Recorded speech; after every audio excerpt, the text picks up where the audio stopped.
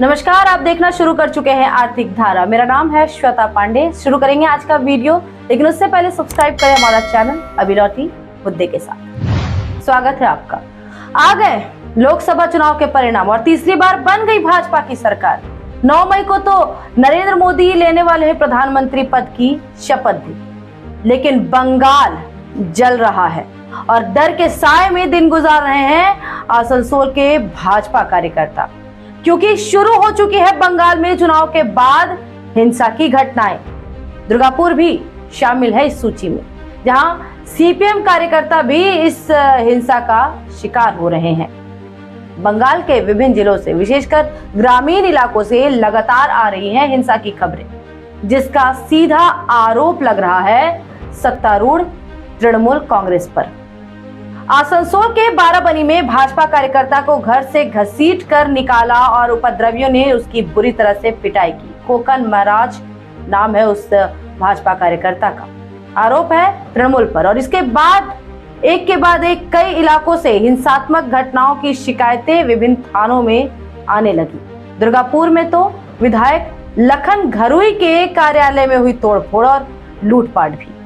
आज चर्चा करते हैं चुनाव परिणाम के दूसरे दिन से ही शुरू हुई राजनीतिक हिंसा की घटनाओं और आने वाले समय में भाजपा के संगठन पर इसके असर पर। पश्चिम बंगाल में साल 2021 को हुए थे विधानसभा के चुनाव। बंगाल की सत्ता पर फिर से काबिज हुई थी तृणमूल। 200 पार का दावा करने वाली भाजपा सिमट गई केवल 77 सीटों पर। भाजपा पर भारी पड़ी तृणमूल। 2 मई को हुई थी रिजल्ट की घोषणा। दूसरे ही दिन आने लगी बंगाल से चुनाव बाद हिंसा की खबरें। बीजेपी ने 6 भाजपा कार्यकर्ताओं की चुनावी हिंसा के दौरान मौत का किया था दावा। राज्य पुलिस पर लगाया था निष्क्रियता का आरोप। कई भाजपा कार्यकर्ताओं का हुआ था पलायन भी। आसनसोल के भाजपा के जिला कार्यालय में कई पीड़ितों ने लिया था आश्रय। हाई कोर्ट में दायर हुई थी याचिकाएं। कोर्ट ने दिए थे निर्देश। पलायन करने वाले कार्यकर्ताओं की सकुशल घर वापसी की जिम्मेदारी दी गई राज्य पुलिस को। धीरे धीरे सामान्य होती गई पीड़ितों की जिंदगी, लेकिन शायद ही पीड़ितों के दिलो दिमाग से उन दिनों का अनुभव मिट पाए। लेकिन किसी ने भी सबक नहीं लिया उन घटनाओं से। 2021 की हिंसात्मक घटनाओं की हो रही है पुनरावृत्ति राज्य में। बाराबनी थाना की जामग्राम पंचायत में है सरसोतल्ली गांव। भाजपा के युवा मोर्चा से जुड़े हैं खोखन महाराज। दोपहर खाना खाने के लिए घुसे अपने घर तृणमूल समर्थकों ने खींच लिया उन्हें घर से। शुरू हो गई बर्बरता के साथ उनकी पिटाई। খেতে বসি তখন এই তৃণমূলের কিছু দুষ্কৃতী বাহিনী এসে আমার বাড়িতে হামলা করে দেখুন আমাকে এভাবে মারধর করেছে। আমার মিসেসকেও মেরেছে। তারপর যারা ছিল তাদের নাম হলো শিবেন ঘাটি, কালো সোনা, নুনু, জিতুয়া টিতুয়া, ওদের গ্যাং ট্যাং নিয়ে এসে যেগুলো আজকে মারধর করেছে তারা একটাও তৃণমূলের কোনো কর্মী না, সব এখানকার কয়লা মাফিয়া। बाराबनी के तृणमूल नेता असीत सिंह ने कहा कि चुनाव से पहले खोकन ने उनकी तस्वीर के साथ गुंडा लिखकर किया था प्रचारित, पर मैंने नहीं की कोई शिकायत।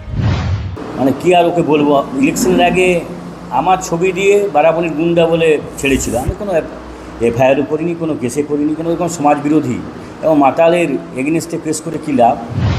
कुछ ऐसा ही हाल पांडवेश्वर के प्रेमचंद बाध्यकर का भी है, जो 159 नंबर बूथ के थे पोलिंग एजेंट। रोका था बोगस वोटिंग करने से, इसलिए घर में घुसकर की तोड़फोड़। लूट लिए गए घर में रखे पैसे भी। এখানে দুটো ডেকি ছিল আর 4080 টাকা পয়সা ছিল। আমি ছিলাম না ঘরে, এই হাঙ্গামা করেছে। আর দেখুন এই ডাং ফাং নিয়ে মারতেছে, ডাং ফাং নিয়ে। उपद्रवियों ने नहीं छोड़ा भाजपा विधायक का कार्यालय भी। देखिए तस्वीर दुर्गापुर के भाजपा विधायक लखन घुड़ई के कार्यालय की। সারা বাংলা জুড়ে সন্ত্রাস চলছে। দুর্গাপুরে নির্বাচন হওয়ার সঙ্গে সঙ্গে দুর্গাপুরের টাউনশিপ, আমাদের চাষিপাড়া, আমাদের এই 54 ফুট চাষিপাড়া, সেখানে ঘরে ধাক্কা মারা হয়েছে। আমাদের বিজন টাউনশিপে আমাদের যুব মোর্চার নেতাকে বাড়ি গেছিলেন, তাকে পায়নি, তার মাকে ধাক্কা দিয়েছে। তার বাবাকে ধাক্কা মেরেছে, স্লোগান দিচ্ছে মোটরসাইকেল নিয়ে বলে এলাকায় বিজেপির চামড়া গুটিয়ে নেবো আমরা, নাম ধরে বলছে, আমি নামটা বলছি না, নাম ধরে স্লোগান দিচ্ছে। পুলিশকে বলছি আমি দেখছি, আমি করছি, আমি করব।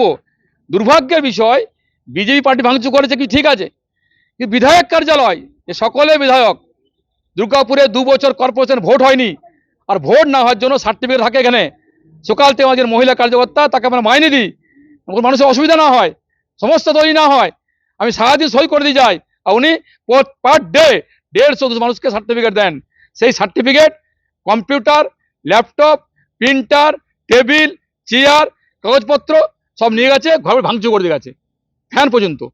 এটা চোর না দুষ্কৃতি না তৃণমূলের গুন্ডা, না এটা কারা? এটা সমাজ বিরোধী। তৃণমূল কংগ্রেস মানেই সমাজ বিরোধী, চোর। তাই তারা চোরে চুরিও করছে, পার্টিও করছে, বিধায়ক কাজে হামলা করছে। দুর্ভাগ্যজনক, ধিক্কার জানাই, নিন্দা জানাচ্ছি। আমি এসডিওকে, ডিএমকে ওসে চিঠি করছি, যদি ব্যবস্থা গ্রহণ না হয়, কম্পিউটার ফেরত না আসে, কাগজপত্র ফেরত না আসে, আমি এসডিও অফিসের সামনে ধর্নায় বসতে বাধ্য হব। इन घटनाओं का आरोप भाजपा ने लगाया है तृणमूल कांग्रेस पर। बंगाल में चुनाव के बाद हिंसा नहीं है कोई नई बात। अगर 4 दशक तक बंगाल की राजनीति को देखते हैं करीब से, तो मिलेगा चुनाव बाद हिंसा का इतिहास। 1980 और 1990 के दशक में जब नहीं था बंगाल की राजनीतिक परिदृश्य में तृणमूल कांग्रेस और भाजपा का कोई वजूद, तब वाम मोर्चा और कांग्रेस के बीच अक्सर होती रहती थी हिंसा, और सबसे अधिक 1988 से 89 के दौरान राजनीतिक हिंसा में 86 राजनीतिक कार्यकर्ताओं की हुई थी मौत। यह आंकड़ा विधानसभा में किया था पेश 1989 में तत्कालीन मुख्यमंत्री ज्योति बसु ने। लोकसभा चुनाव 2024 के परिणाम घोषित होने के बाद शुरू हुआ हिंसा का दौर। जितेंद्र तिवारी ने लिखा पत्र पुलिस कमिश्नर को, आसनसोल और दुर्गापुर के क्षेत्रों में हो रही हिंसात्मक घटनाओं पर अंकुश लगाने का किया अनुरोध। हिंसा की घटनाओं पर सोशल मीडिया पर जारी किया एक वीडियो भी।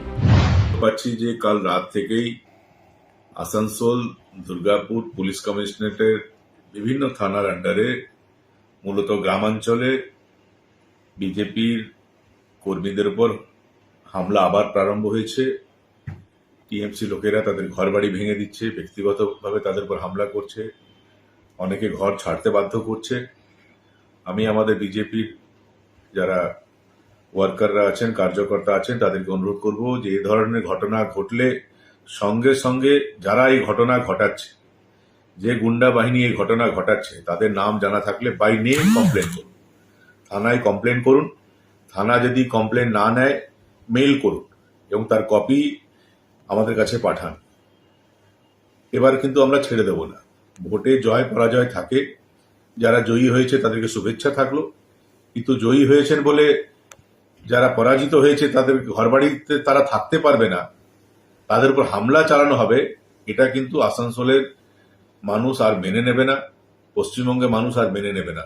এর বিরুদ্ধে প্রতিবাদ হবে, রাস্তায় আন্দোলন হবে এবং আইনত যে ব্যবস্থা নেওয়া যায়, লিগালি যেভাবে আইনের শাসন প্রতিষ্ঠা করা যায়, সেটাও আমরা করব। কর্মীরা একদম ভয় পাবেন না। अब सवाल ये उठ रहा है कि भारतीय जनता पार्टी के जिस प्रार्थी के लिए बीजेपी कार्यकर्ता इतना सब कुछ कर रहे हैं बर्दाश्त, जिनके परिजन भी झेल रहे हैं गुंडों का आतंक, और जिनके भरोसे पर सर पर भगवा बांधकर लगा रहे थे बीजेपी के जीत के नारे, और जिनकी जीत के लिए ही दुश्मनी मोल ली सत्ताधारी दल के कार्यकर्ताओं के साथ, वो एसएस अहलुवालिया क्यों नहीं पहुंचे उन पीड़ितों का हाल पूछने? दुर्गापुर से अधिक दूरी पर नहीं है पांडेश्वर, पर हाल पूछने की भी फुर्सत नहीं। इस वक्त आसनसोल से बाहर है भाजपा के जिला अध्यक्ष बाप्पा चैटर्जी। उनसे हमने फोन पर की बातचीत। उन्होंने बताया आसनसोल और दुर्गापुर में बीजेपी कार्यकर्ताओं पर हमले रोकने के लिए क्या भूमिका निभा रहे हैं एसएस अहलुवालिया और पार्टी के जिला नेतृत्व के नेतागण। जगह जगह से उन पर हमले की ये घटना, हमला किया जा रहा है, इसकी खबरें आ रही हैं। प्लस विधायक का कार्यालय भी लूट लिया गया। इसका आरोप भारतीय जनता पार्टी किस पर लगा रही है, और जिला अध्यक्ष होने के नाते आपकी पार्टी की और कैंडिडेट एसएस अहलुवालिया की क्या भूमिका रही है? देखिए, विषय ये है कि हम लोग की पहले से ही ऐसी एक सोच थी कि हम लोग जानते थे, प्रीवियस हम लोग का जो एक्सपीरियंस था जी चुनाव हारने का 21 का, उसके बाद जो तृणमूल के जो गुंडे और उनके जो नेता लोगों के नेतृत्व में उनके जो गुंडे हमलावर थे, जिन लोगों को 200-400 रुपए का दारू पिला के घर के सामने पटाखा फोड़ना और मनमानी करना, गाली गलौज करना, ये काम करवाते थे। तो इससे हम लोगों को पिछली बार तो हम लोग को पता नहीं था, लेकिन इस बार हम लोग इस विषय को लेके सचेत थे। सचेत होने के बावजूद भी अभी बहुत बहुत ऐसा जगह हुआ जहाँ पर ही जैसे पांडवेश्वर में हुआ, जमुरिया में भी कुछ घटना घटा है, बाराबनी में भी कल परसों दिन रात को इसी तरह का एक घटना घटा है कि हमारे कार्यकर्ता को घर से बुला के उसको मार पिटाई किया गया। और प्रशासन की तरफ से भी एकदम साइलेंट रोल रहा है। पुलिस पहले भी पश्चिम बंगाल की पुलिस कुछ नहीं करती थी, आज भी नहीं करती है। तो प्रशासन से जो उम्मीद होना चाहिए वो उम्मीद बंगाल की जनता को है नहीं, ठीक है, और हम लोग को भी है नहीं। तो जो अपनी लड़ाई है हम लोगों को खुद को ही लड़ना होगा और कोर्ट के माध्यम से लड़ना होगा। इसलिए कोर्ट में एक पिटीशन भी डाला गया था, तो वहाँ पर से भी एक फीडबैक आया है, जिसमें से वहाँ मेल आईडी तो हम लोगों को प्रोवाइड किया गया है कि सारा विषय को हम लोग उसमें मेल करें, जो भी हो रही है, घटना घट रही है, सारे तथ्य को हम लोग कोर्ट के संज्ञान में लाए। तो ये सारी विषय चल रही है और साथ में हम लोगों ने अपने टीम के साथ बैठक की है और अहलुवालिया जी भी आसनसोल में अभी डटे हुए हैं, दुर्गापुर में उनके निवास पे ही है, बैठ के पूरा मैटर ऑब्जर्व कर रहे हैं, कार्यकर्ता लोग से बातचीत कर रहे हैं। उनके घर में एक जो कोर टीम थी हम लोगों की, उसकी बैठक भी हुई है और उसमें कुछ सिद्धांत भी लिया गया है कि इस पूरे मैटर को और किस तरह से टैकल किया जाए, क्योंकि चुनाव में जो होना था वो तो नतीजा निकलने के बाद हो गया, लेकिन अभी भी इसके बाद भी ये होना काम में नहीं है, वांछनीय नहीं है। लेकिन ये अगर कर रही है तो कहीं ना कहीं ये समझना होगा कि तृणमूल एक्चुअल में सत्ता पाके भी खुश नहीं है, उनको इससे भी बहुत ज्यादा कुछ चाहिए। तो ये जो सोच है, आग्राही जो सोच है कि डोमिनेट करने का जो सोच है, ये दीर्घमियादी राजनीति किसी भी दल के लिए सही नहीं है, क्योंकि वामपंथी लोगों का भी इसी तरह का मंतव्य था, वो भी खून की राजनीति पर विश्वास करते थे। तृणमूल का भी हम लोग देख रहे हैं, वो चरम वामपंथी दल के जैसा ही बिहेव कर रही है। तो आशा करेंगे उनके जो नेतृत्व है, सद्बुद्धि वाले संपन्न लोग तो तृणमूल में भी होंगे। चुनाव होने के बाद पूरे भारतवर्ष में इस तरह की घटना नहीं घटती है कहीं पर, सिर्फ बंगाल में ही इस तरह की घटना घटती है, जो कि शर्मसार करती है बंगाल की छवि को। तो हम लोगों का ये विरोधी दलों से भी निवेदन रहेगा कि वो लोग भी राजनीति का स्तर को इतना नीचे तक ना ले जाए कि आने वाले दिन पे जब उनकी सत्ता नहीं रहेगी तो उनके साथ भी इस तरह का व्यवहार ना हो, ये ध्यान में रखते हुए वो भी अपना कार्यक्रम को चलाए। जिसमें मतलब कुल मिलाकर के कैंडिडेट की भूमिका यही थी कि वो अपने घर पर बैठ करके सारी चीजों को संज्ञान में ले रहे हैं। तो जी, कार्यकर्ता लोग से बातचीत कर रहे हैं और जहाँ जाने की जरूरत हो रही है वो मूवमेंट करने के लिए भी तैयार है। ठीक है, जाने किन इलाकों में वो मूवमेंट कर चुके हैं? हाँ बोलिए। किन किन इलाकों में वो जाकर कार्यकर्ताओं से मिले हैं या फिर बुला करके किन इलाकों के कार्यकर्ताओं से उन्होंने मुलाकात की? कल की बात है कि कल ही हम लोग की जो टीम है उनको बुलाकर उन्होंने कुछ इंस्ट्रक्शन दिए क्या करना है नहीं करना है करके, और उन्होंने ये कहा भी है कि जहाँ हमको जाने की जरूरत होगी वहाँ हम तुरंत पहुँचेंगे। तो उसमें ऐसा बात नहीं है कि हम नहीं है या ऐसा कुछ मैटर है। तो अभी तक उनकी जाने की उस तरह की कोई बहुत बड़ी प्रॉब्लम आई नहीं कि उनको रास्ते पे उतरना पड़े। हम लोग अपने तरीके से जिला की तरफ से हम लोग इसको संभालने की कोशिश करें। आगे दिन अगर ये मैटर नहीं सुलझता है तो उनको भी उतरना पड़ेगा, बस बाकी नेतृत्व जिस तरह का इंस्ट्रक्शन दे रहे हैं वो भी उतरेंगे। तो मुझे लगता है कि कुल मिला के आगे और 2021 का जैसा माहौल नहीं होगा, ये मुझे लगता है। लेकिन अगर फिर भी माहौल बिगड़ता है तो फिर जो करना रहेगा वो हम लोग भी अपनी तरह। लेकिन आपको नहीं लगता कि इस तरह से अगर कार्यकर्ताओं के साथ जो स्थिति बन रही है, अगर 2 कार्यकर्ता भी पिटते हैं तो इसका असर बाकियों पर भी पड़ सकता है कि वो अब पार्टी करने में फिर झिझकने लगे। तो आने वाले समय में फिर बीजेपी का झंडा कौन उठाएगा? फिर उस संगठन में जो जिन लोगों की जरूरत पड़ेगी, फिर कैसे होगा आगे का काम? जी देखिए, एक बात तो सही है कि इसमें फर्क जरूर पड़ता है। जो फर्क नहीं पड़ता ये बोलना गलत होगा, लेकिन भारतीय जनता पार्टी का कार्यकर्ता ये जान के ही कार्यक्रम कर रहे हैं या पार्टी के साथ जुड़े हुए हैं कि हम लोग विरोधी दल में बैठे हैं। और बंगाल में विरोधी राजनीति करने का मतलब क्या होता है कि हम लोग अपने सर पे कफन बांध के ही उतरे हुए हैं। ठीक है, हम लोग जानते हैं कि हम लोगों के आगे पीछे कोई रहेगा नहीं, हम लोगों को जो करना होगा हम लोगों को खुद से ही करना होगा। ठीक है, क्योंकि ये अस्मिता की लड़ाई है, बंगाल के भविष्य के लिए लड़ाई है। चाहे आप जिस समय तृणमूल क्षमता में आई, देखिए तृणमूल का साथ ममता बनर्जी खुद कितना पिटी है, उसको भी मार खाना पड़ा है, उनको भी नीचे उतर के उनके कार्यकर्ता कितना शहीद हुए हैं। ये भी एक राजनीति का मैंने बंगाल की राजनीति का ये पार्ट रह चुका है। तो भारतीय जनता पार्टी में असर नहीं होगा ये बोलना गलत है, लेकिन असर होने के बावजूद भी कार्यकर्ता डट के खड़े हैं। साथ में नेतृत्व का भी सहयोग पूरी तरह से है संज्ञान में, वो भी पूरे मैटर को ले रहे हैं। हम लोग भी अपने पूरे जो नेतृत्व है स्टेट लेवल से सेंट्रल लेवल तक सारे वार्ता को पहुंचा रहे हैं और इसमें कार्रवाई भी हो रही है।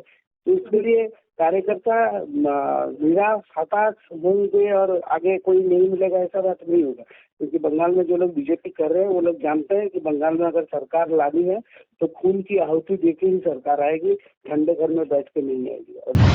तो जिला अध्यक्ष का कहना है कि इन हिंसाओं को रोकने के लिए कोर्ट का लिया जा रहा है सहारा। यहाँ आपको बता दें कि कलकत्ता हाईकोर्ट ने लोकसभा चुनाव के बाद बंगाल में हो रही हिंसा की घटनाओं पर चिंता जताते हुए कहा कि अगर राज्य सरकार हिंसा पर काबू नहीं पाती है तो अगले 5 साल तक के लिए प्रदेश में केंद्रीय बल को तैनात करने का निर्देश पड़ सकता है देना। हिंसा होने पर ईमेल के जरिए पुलिस महानिदेशक को करना पड़ेगा सूचित और इसके बाद पुलिस महानिदेशक संबंधित थाने को प्राथमिकी दर्ज करने का देंगे निर्देश। पुलिस को तत्काल उठाने होंगे उपयुक्त कदम। पश्चिम बंगाल में विपक्ष के नेता शुभेंदु अधिकारी ने गुरुवार 6 जून को राज्यपाल सीवी आनंद बोस को पत्र लिखकर चुनाव के बाद हुई हिंसा में सत्ताधारी तृणमूल कांग्रेस की कथित भूमिका पर चिंता जताई और इन घटनाओं को रोकने के लिए उचित कदम उठाने का किया आग्रह। लेकिन एसएस अहलुवालिया ने इन घटनाओं पर एक बयान तक नहीं दिया। उनका ये रवैया आसनसोल में भाजपा के भविष्य के लिए क्या परिस्थितियां बनाता है, ये तो आने वाला वक्त बताएगा। आज के लिए इतना ही। अब कुछ खबरें फटाफट। पुलिया बराकर मार्ग पर ट्रैक्टर से टक्कर लगने के कारण एक व्यक्ति की मृत्यु हो गई, जिसके बाद आज मृतक के परिजन और स्थानीय लोगों ने मुआवजे की मांग को लेकर सबको सड़क पर रखकर सड़क जाम कर प्रदर्शन किया, जिसके कारण पुलिया बराकर राजमार्ग पर नितुरिया थाना अंतर्गत बिसरगढ़ सुभाष पुल पर शुक्रवार को शवों की आवाजाही के कारण यह महत्वपूर्ण सड़क करीब 4 घंटे तक बाधित रही। मृतक के परिजनों की मांग है कि उन्हें तुरंत मुआवजा दिया जाए, अन्यथा लंबे समय तक जाम लगा रहेगा। घटना की खबर मिलते ही कुल्टी और नितुरिया थाने की पुलिस मौके पर पहुंची। पुलिस द्वारा परिजनों को मुआवजे का आश्वासन मिलने पर जाम हटा दिया गया। आसनसोल के हाटन रोड इलाके में राधे राधे फाउंडेशन ने लगाया शरबत वितरण कैंप। दावा 3500 राहगीरों की हुई सेवा। नगर निगम के चेयरमैन अमरनाथ चटर्जी ने किया उद्घाटन। फाउंडेशन पूरे वर्ष आयोजित करता है समाज मूलक कार्य। ठंड के मौसम में करता है कंबल वितरण। जरूरतमंद छात्र छात्राओं की होती है आर्थिक मदद। संस्था निदेशक विशाल गुप्ता, लल्ला सिंह, अध्यक्ष अभिषेक बोडवानी, उपाध्यक्ष शशांक गुप्ता, शुभम साव, रघु मंडल, विशु पंडित, गोपा सिंह के उपस्थित। संसदीय चुनाव जीतने के बाद टीएमसी नेता शत्रुघ्न सिन्हा ने की उषाग्राम दुर्गा मंदिर में पूजा। मंदिर कमेटी ने किया उन्हें सम्मानित। कमेटी अध्यक्ष जितेंद्र सिंह, सचिव अजय सिंह, सुरेंद्र मेहता, प्रवीण मोगरे, उदय सिंह, शशि तिवारी, चिंटू सिंह, विनय सिंह रहे उपस्थित। मंदिर के प्रधान पुरोहित मनोज पंडित ने कराई पूजा। धनबाद जिले के मैथन में निरसा अनुमंडल पुलिस पदाधिकारी कार्यालय में हुई अपराध समीक्षा बैठक। सभी थाना एवं ओपी प्रभारी रहे उपस्थित।